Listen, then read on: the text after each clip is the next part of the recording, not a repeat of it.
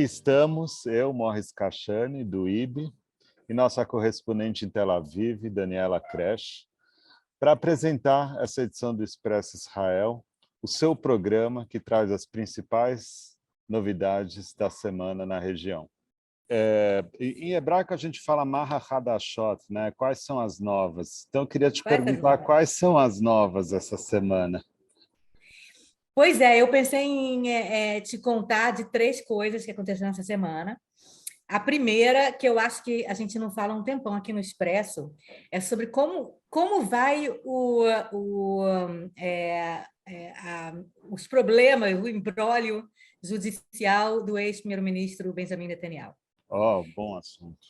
Ele está sendo, né, como a gente sabe, ele tem muitos casos contra ele, são 3 casos, e ele está sendo julgado nesse momento, já mais de um ano o julgamento está acontecendo, num caso que é o caso que se chama caso 4.000, porque cada caso começa com...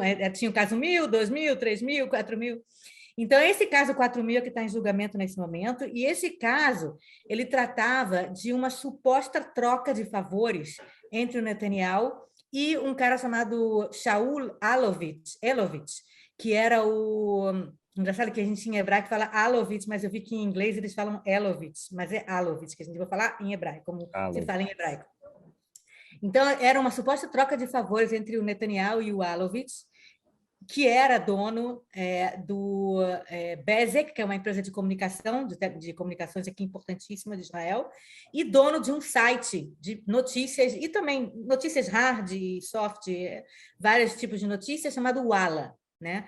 Então, esse Shaul Alovitch, o que a Procuradoria tenta provar é que houve uma troca de favores. Em troca do Netanyahu fazer coisas, né, regulamentos e, enfim, fechar o olho para certas coisas, tal, não sei o quê, em relação à Bezeq, essa empresa de comunicação, de telecomunicação do Alovitch, ele receberia notícias pró-Netanyahu, né, pró o governo dele, no site Walla. Então, foi uma troca de favores entre... Faz aí umas coisas que são boas para a minha empresa de telecomunicações, que no site de notícias eu vou falar bem de você. Vou fazer matérias boas para você e tal. E a gente sabe como o Netanyahu, para ele é importantíssima essa coisa da cobertura positiva, né, na imprensa, ele era meio obcecado com isso. Obcecado, ele e a mulher dele, a Sarah Netanyahu, obcecados com isso e tal. Então, esse é o caso 4.000. E o que acontece? Tem uma grande testemunha, muito importante nesse caso, que é um cara que era a mão direita, assim, um cara importantíssimo, muito apegado a Netanyahu, que foi nomeado pelo Netanyahu para ser o cara que ia negociar com as coisas de telecomunicações aqui em Israel, o cara que ia negociar com empresas de telecomunicações. E esse cara se chama Shlomo Filber, que o apelido dele é Momo Filber. Tá? Então, esse Momo Filber, que era braço direito do Netanyahu, o cara realmente dentro do negócio das telecomunicações, ele resolveu contar, ele resolveu dizer, virar testemunha, que se chama, né, testemunha nacional, né, para dizer que o Netanyahu mandou ele fazer isso, mandou ele fazer coisas em prol da empresa Bezeq para ganhar cobertura positiva no Walla. Que tipo de coisa? Hã?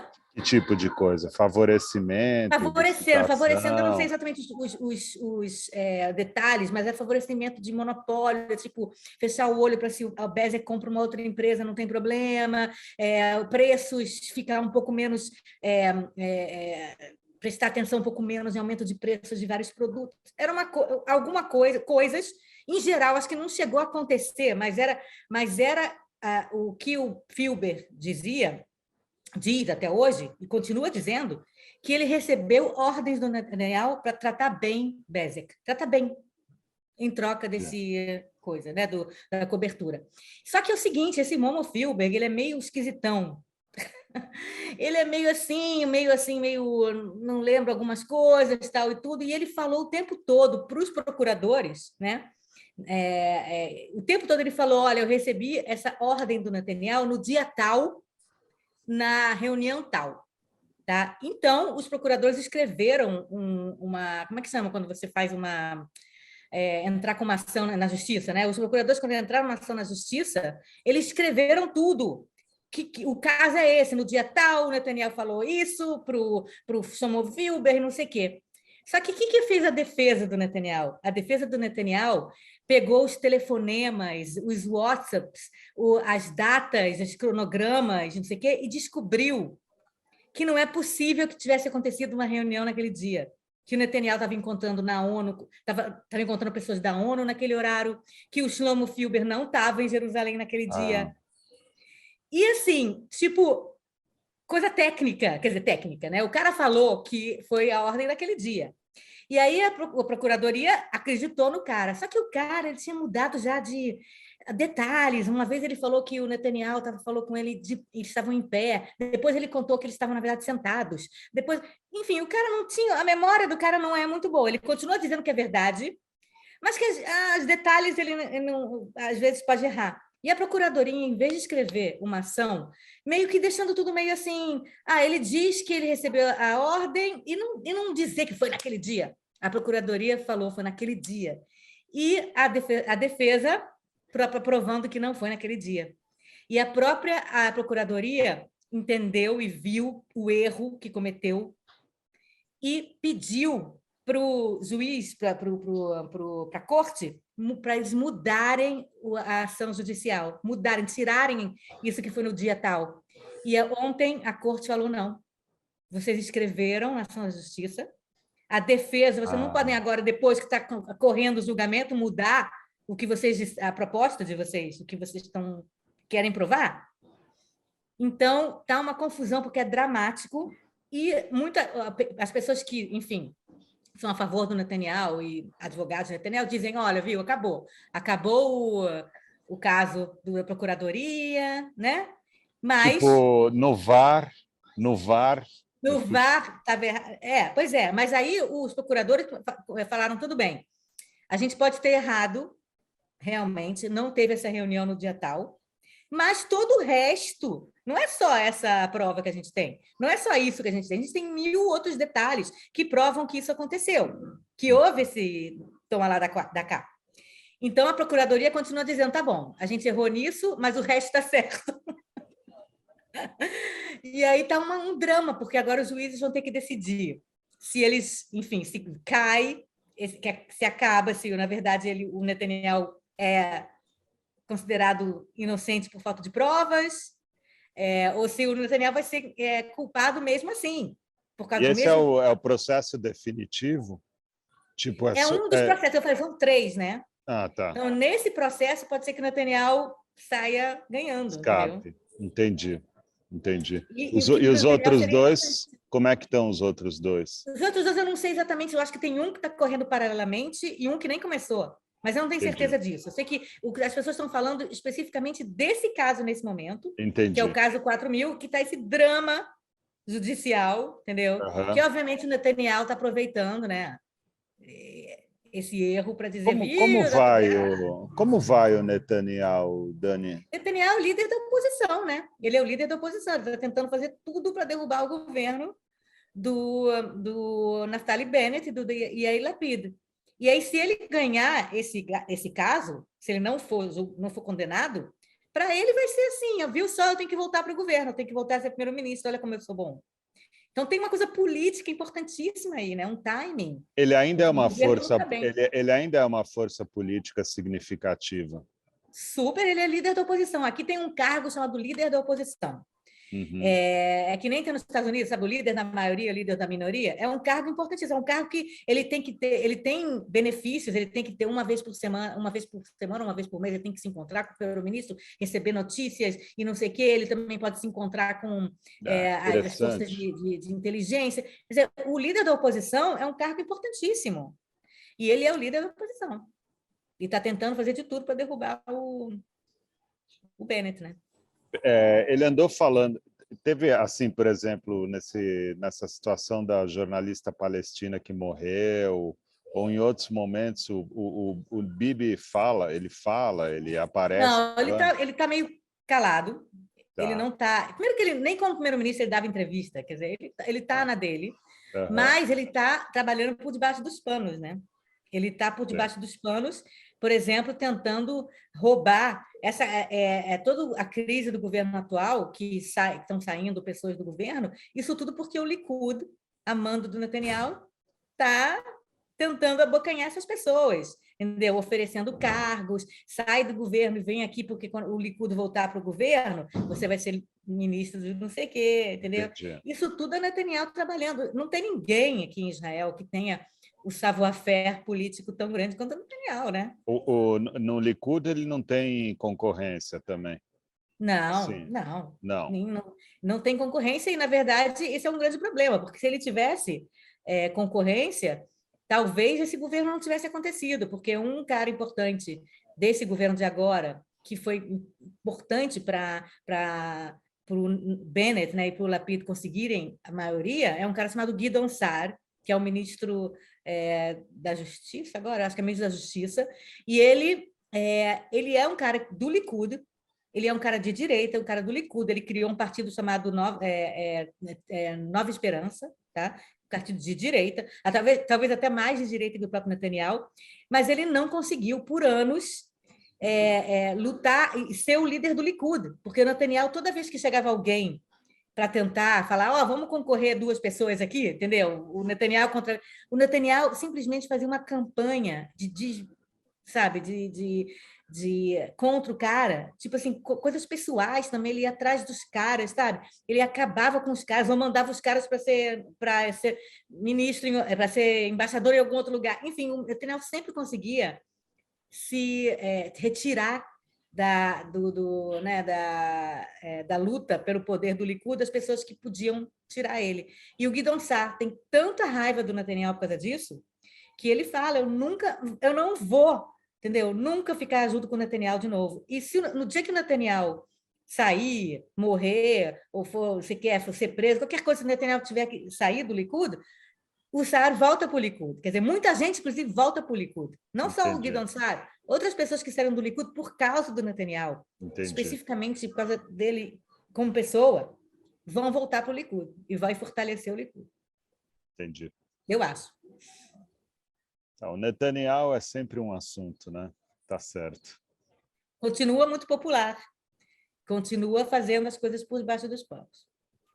O que mais de Hadashot você conta para gente? O que mais de Hadashot? Então, outro assunto que eu pensei da gente falar um pouquinho é sobre uma coisa assim que eu acho que é incrível. Se 5 anos atrás você me falasse isso, eu diria, tá sonhando, não é possível. Depois dos acordos de Abraão, que teve em 2020, que Israel fez a paz, né? Fez a paz, nunca tinha feito guerra, mas fez uma normalização de relacionamento com Emirados Árabes, com Marrocos e com Bahrein.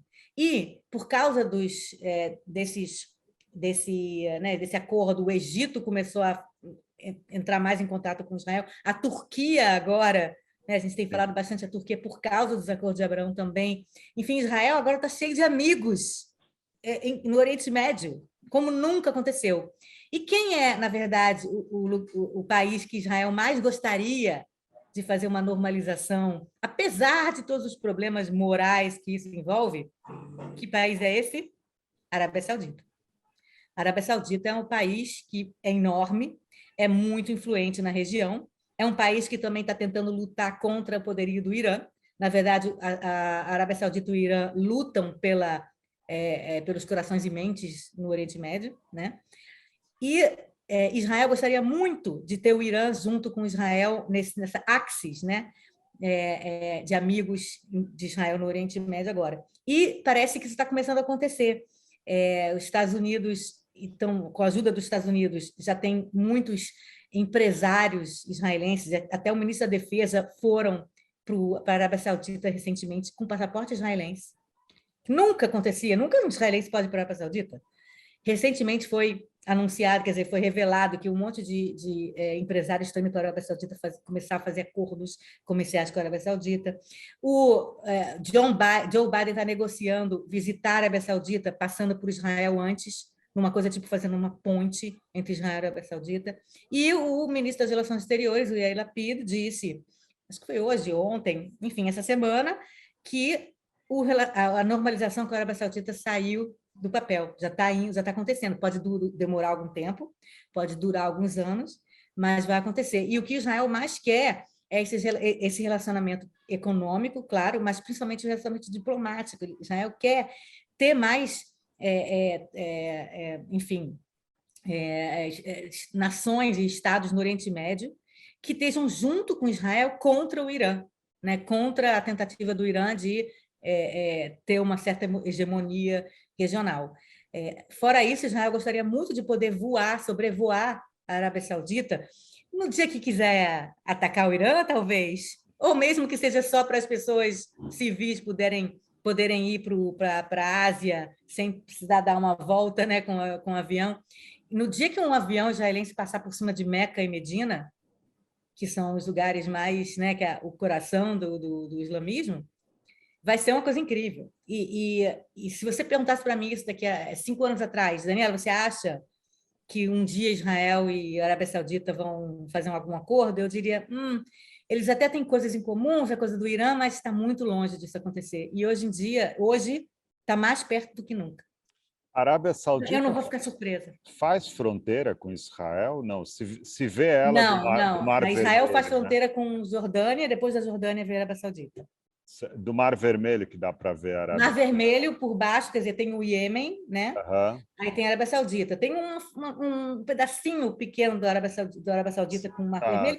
Inclusive, na verdade, uma das coisas que a Arábia Saudita pediu em troca, talvez assim, só meio para mostrar que estão ganhando alguma coisa com isso imediatamente, duas ilhas que tem no Mar Vermelho, que estão nas mãos do Egito, mas que, na verdade, antigamente eram da Arábia Saudita. Então, está tendo uma triangulação para passar essas ilhas para a Arábia Saudita, que vai ser uma coisa que a Arábia Saudita vai dizer, olha, ganhamos uma coisa legal, tal, não sei o quê. As Malvinas são sauditas. Tá certo.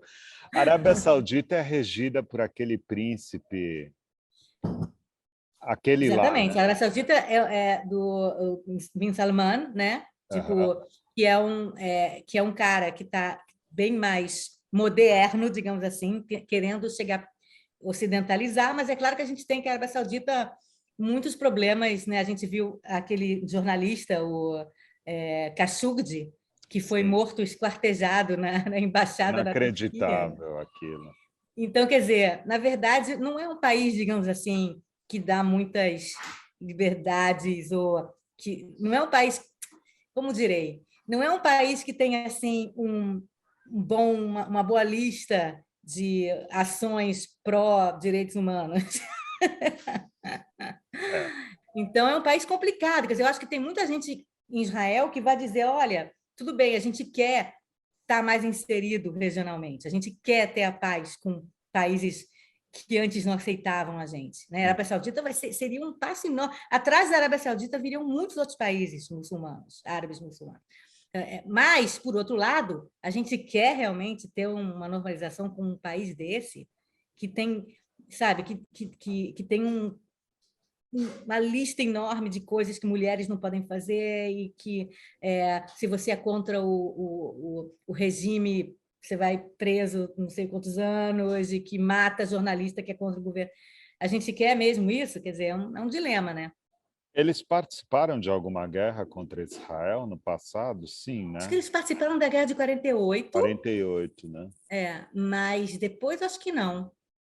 Depois acho que não. Acho que é exatamente por isso que, pelo menos recentemente, né, pelo menos nos últimos 50 anos, não existe aí soldados sauditas, não tem, entendeu? O que tinha era aquela coisa de a Liga Árabe não aprovar Israel e a Arábia Saudita é uma das grandes líderes, né, da Liga Árabe. Então, talvez por isso seja um pouquinho mais fácil. Você não tem um histórico de soldados mortos, né, dos dois lados, né, por forças de cada lado. Então, fica um pouquinho mais fácil você fazer uma espécie de normalização. Não é paz, porque não teve guerra, entendeu? É uma normalização mesmo de relacionamento. Estou sentindo, Daniela, que esse nosso papo semanal vai pegar fogo mesmo, né? Porque eu, pelo menos para mim, é curiosidade pessoal praticamente. O último assunto que eu queria falar, na verdade, é só um follow-up, né? Só uma continuação sobre a semana passada, que a gente deixou o pessoal num cliffhanger, né? A gente deixou o pessoal assim esperando o próximo capítulo da história da Marcha das Bandeiras, né? Que teve a Marcha das Bandeiras em Jerusalém, no domingo, que dia que foi domingo? No domingo, dia da... Peraí. Domingo, maio, 30, né? dia 29? 29. 29. E houve essa Marcha da Bandeira, que, na verdade, havia uma preocupação muito grande que houvesse confrontos, né, entre manifestantes judeus na passeata da Bandeira contra manifestantes palestinos, árabes palestinos, lá no lado árabe de Jerusalém, na esplanada das mesquitas, e que isso, na verdade, fosse acender uma certa luz lá para o Hamas, na faixa de Gaza, atacar com mísseis Israel, o sul de Israel, ou até mesmo contra Jerusalém, que foi exatamente o que aconteceu no ano passado. Quer dizer, era um cenário que a gente tinha visto antes do ano passado, então não era algo sem precedentes. E ficou todo mundo assim mordendo a unha no dia 29, e aconteceram realmente alguns confrontos dentro da Cidade Velha de Jerusalém e fora também, na parte árabe, porque essa Marcha das Bandeiras, as pessoas que marcham, eles fazem questão, meio que insistem em passar pelo lado árabe de Jerusalém para demonstrar soberania israelense, lá com bandeiras de Israel. Houve confrontos, houve cenas horríveis, sabe? Cenas de manifestantes gritando morte aos árabes, de manifestantes palestinos gritando morte aos judeus. Quer dizer, uma coisa assim linda, né, de ver, né? Terrível. Mas a polícia conseguiu conter a situação. Houve uma tentativa de manter um número menor de pessoas no Muro das Lamentações, próximo, né, às Pradas das Mesquitas, para que não fosse tanta gente assim. No final foram 70 mil pessoas, segundo a polícia. Não sei se o número está certo, mas é bastante gente. Todos eles de membros de... Quer dizer, todos não, a grande parte, ou a maior parte, a gente pode dizer com certeza, que são pessoas da direita ou da extrema-direita de Israel, religiosos e nacionalistas religiosos. E o Dia da Bandeira, que antigamente, sei lá, 20, 30 anos atrás, era uma coisa nacional, tinha esquerda, tinha nos kibbutzim, tinha em vários lugares, agora foi sequestrado. Me lembrou um pouco, sabe o que me lembrou? Me lembrou um pouco a coisa dos bolsonaristas com a bandeira Ah, brasileira. é? Então, mas Lembrou 70 muito. mil é um número grande, é isso que eu ia te perguntar. E maioria de Eu não sei se é direitos. verdade que é 70 mil. Eu não Tá, sei. A mas polícia muita disse. gente, É muita muita gente. gente. É muita gente. Mas você pensando que, primeiro, não aconteceu nada fora Jerusalém. Acho que É. teve algumas centenas em Jaffa. Quer dizer, Uhum, não foi uma coisa nacional. entendi. Sabe? Você tem 9 milhões de israelenses, entendeu? Uhum, Sabe? Então, você pensa que 70 mil é um número bastante grande para um feriado nacional, entendeu? Mas que não é mais visto pelo resto da população como uma coisa que você quer participar, entendeu? Eu moro entendi. em Petah Tikva e perto de Tel Aviv, não vi uma pessoa com uma bandeirinha de Israel na rua, entendeu? Uhum, Quer dizer, meio que esse feriado ele foi meio que sequestrado pela extrema-direita nos últimos anos, entendeu? E é isso interessante. que aconteceu, sabe? E o problema é que isso está sendo filmado por, sei lá, mídia árabe internacional, que acham que todos os israelenses concordam com isso e estão lá e querem fazer provocação e brigar com os árabes, entendeu? E não é verdade, entendeu? Não pessoas que não estão nesse, né, campo da nacionalista, ultranacionalista, veem com muita preocupação isso. Muita preocupação, não concordam com podem até concordar em que, poxa, Israel, realmente, a gente tem que ficar feliz, né, com a unificação de Jerusalém, ou a gente tem que ficar feliz com isso, aquilo, mas a gente não precisa sair com bandeiras israelenses dentro de bairros árabes para provocar, entendeu? Sobre isso que você gostaria de escrever um artigo? Não, na verdade, eu estou pensando em escrever essa semana sobre uma outra coisa, que, na verdade, eu vou esperar acontecer e vou escrever, acho que no sábado, que é sobre o mês do orgulho gay em Israel. Amanhã vai ter a parada gay em Jerusalém e na sexta-feira a parada gay em Tel Aviv. E são duas paradas gay que parece que acontecem em mundos diferentes, né? Porque Tel Aviv é de Vênus e Jerusalém é de Marte, né? Quer dizer, em Jerusalém tem mais polícia do que pessoas passeando, marchando, porque ultra-ortodoxos, ultranacionalistas, não sei o que, são todos contra e acham que é... A gente teve um caso de alguns anos atrás de uma menina que foi assassinada por um ultra-ortodoxo maluco, entendeu? Então vai ser assim uma coisa muito tensa. E aí no dia seguinte em Tel Aviv que é a festa. A festa, Tel Aviv que é considerada uma das cidades mais friendly gays do mundo, entendeu? Então é interessante, vai ser interessante comparar as duas paradas, né? Então eu estava pensando em esperar acontecer e escrever um pouco sobre isso. E também teve uma parada que foi cancelada, que era a parada em Sderot, acho que foi Sderot ou Netivot, uma cidade mais conservadora do sul de Israel, que eles tiveram que cancelar, porque a organização recebeu ameaça de morte. Quer dizer, então você vê como Israel vive esse dilema, vive essa dicotomia entre ser um lugar que tem muita coisa liberal, muito, sabe, muitos jovens friendly, gay friendly, muita liberdade, não sei o quê, e por outro lado, o país também realmente conservador, religioso. Essa de Tel Aviv é uma das maiores do mundo, né? Eu não sei se é uma das maiores Acho do que mundo. sim, sabia? A gente vê, É, no artigo a gente vê. no A artigo a gente gente vê no vê. Eu acho que artigo. é uma das que recebe mais estrangeiros que vêm para cá. Ah, tá. Mas uma das maiores eu tenho que checar realmente, porque Israel é um país pequeno, né? Quer É dizer, então não verdade. sei. É famosa, é uma das É mais famosas, famosa. com certeza. Famosa. Maiores. E em Tel Aviv não é só a parada, é o mês inteiro que é considerado o Ah, mês tá. gay. Tá Tel Aviv certo. faz uma campanha no mundo todo para receber Aham, turismo gay durante certo. essa época aqui, né, em junho e tal. E se você anda por Tel Aviv hoje, eu estava em Tel Aviv ontem, todas as ruas estão com bandeiras gay. Legal.